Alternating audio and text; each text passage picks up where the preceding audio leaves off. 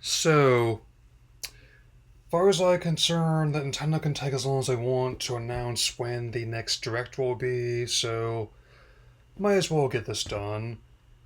Hey everyone, I am giving you my belated reaction and thoughts on the Sony State of Play that was streamed near the end of last month. Main reason why I didn't initially cover it is because of being occupied with other projects, and also, as I'm about to explain, and the stuff shown off with only a couple exceptions was something mixed bag. So let's get it started. Okay, so leading off the presentation was one of the live services that Sony hasn't canceled, that being Firewalk's Concord, or it is a hero shooter in the vein of Overwatch and Team Fortress 2, but also has this vibe of being Star Wars Guardians of the Galaxy at home. So as you can imagine, even if I didn't hate the idea like some other people did, at least based on the like to dislike ratio I'm seeing, and I'm deliberately keeping my expectations low, oh, because realistically I don't know how long it'll last. Let alone what people think once people actually get a chance to play it, so we'll see.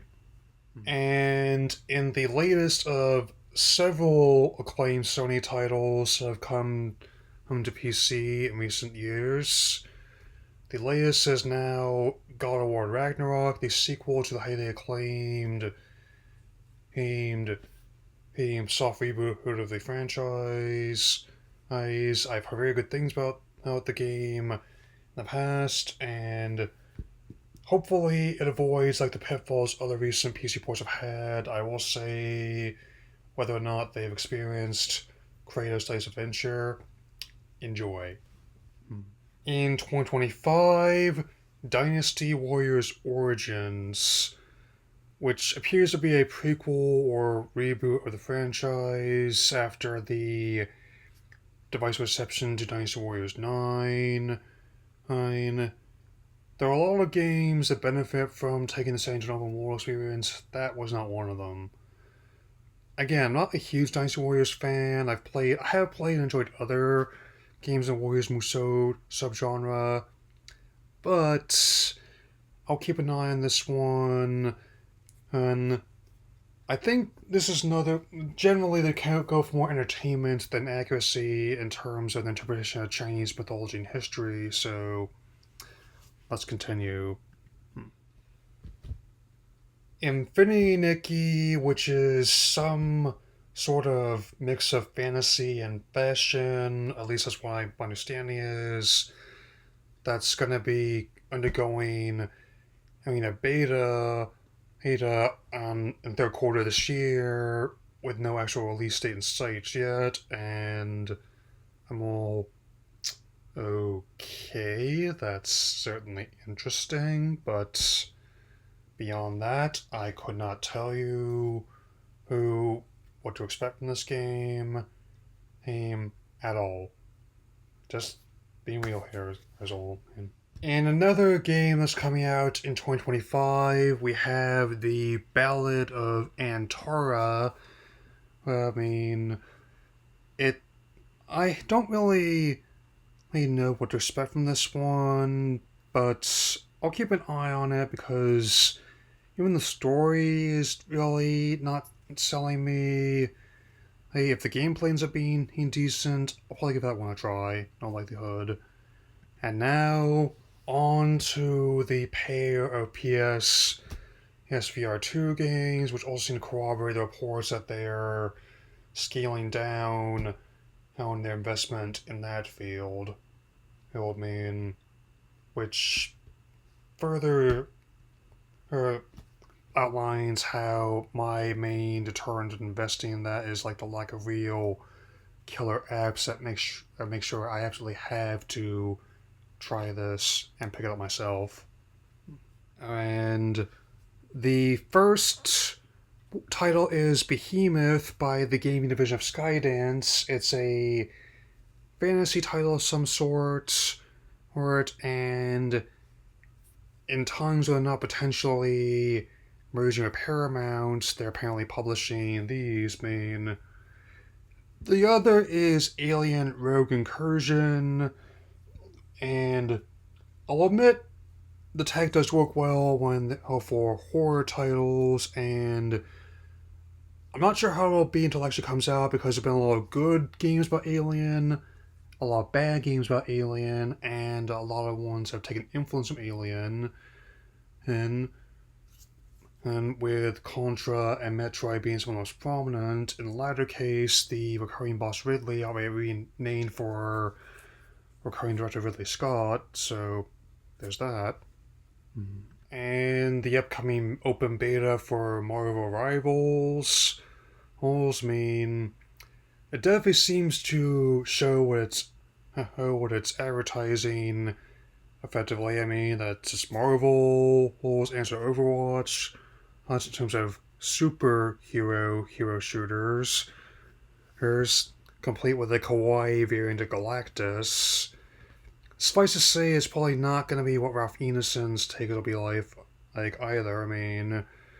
And I guess I'll see what that's like when it comes out. I don't know whether it's going to be free to play with that kind of monetization. It wouldn't surprise me. It's Tencent financing this after all. All the same people who have a stake in League of Legends, and also, that I just will be neat if they don't make all the characters play like the same hero with a different skin, and trust me, there'll be another time for me to address, like, say, Taskworks X goes to McDonald's, say, like in my next gaming vlog. Just came up as I was getting ready to record that one. And more on the upcoming Until Dawn on Wii version, which I think it looks quite slick. And I'll admit at this point, a pop song cover that's much slower and more melancholy is expected now. And all these ones are actually quite interesting, and I think I'll see how this goes. Since I remember liking the original game alright, so hopefully this goes well. Okay, so Path of Exile 2. I did not play the first game, but in terms of roguelite dungeon crawlers, it definitely should hopefully satisfy its audience, and especially given the absolute state that the Diablo franchise is in right now. Basically imagine the auction house was kerfuffle from the third game, amplified with orders of magnitude, and you're not far off the mark. It's kind of like that. We also have a release date and more information on the remake of Silent Hill 2. I also watched the transmission afterwards, which had more details. And I'm still somewhere in between being skeptical and being cautiously optimistic as someone who is very much not a fan of the developer's previous work. I will admit that the sound and visuals have improved since his previous showings earlier in the year. And we get to see a bit how more detailing the town, how it's changed since the original, and now the weapons actually sound like there's some impact to them. Like the 2x4 does not act like a wiffle bat, and the firearm doesn't hit like a super soaker, or even like a water pistol you'd get at the dollar store. Even though I think on the whole I'm liking how they approach the now how iconic monsters in the original game. I do admit some of the redesigned ones look like they came from a Tool video. At the very least, the one from Nine Inch Nails Closer, kind of like that. I mean, whether or not I have a PS5 by the time it comes out, I'm gonna let other people be the test subject first. I mean, and it's coming from someone who really enjoys the original game quite a bit. It's one of my favorite Silent Hill game. Shocker, I know. Alright, it seems that in the case of this presentation that they saved the best games for last, and here's the first one of them. More information on Monster Hunter Wilds coming in 2025. Building on the recent burst of success, the franchise had outside Japan, with which allows you to attribute to both Monster Hunter World and Monster Hunter Rise. And thankfully, that terrible movie that I had a while back, believe me, there'll be another time for me to address that, did not impact the series negatively, as many people are concerned about. The work they do on the RE engine, and this one's quite impressive, I'm liking how they're switching up the mechanics here as well. As I was saying, Hayne, of all the franchises that Capcom has that they would take over world, this is one of the ones that makes most sense to do, given how like the staging grounds in previous games were big enough to be maps in those games anyway. So yes, I'm definitely very excited for her this title. And that's coming from someone who is openly admitting to not be a huge Monster Hunter fan. And who knows? Maybe this will be the one to help change that. I say that in the sense of someone who's enjoyed the ones I play more than others, like how I definitely would, if you're a newcomer like kind of like I am, I'd recommend World or Rise way more than the Stories games.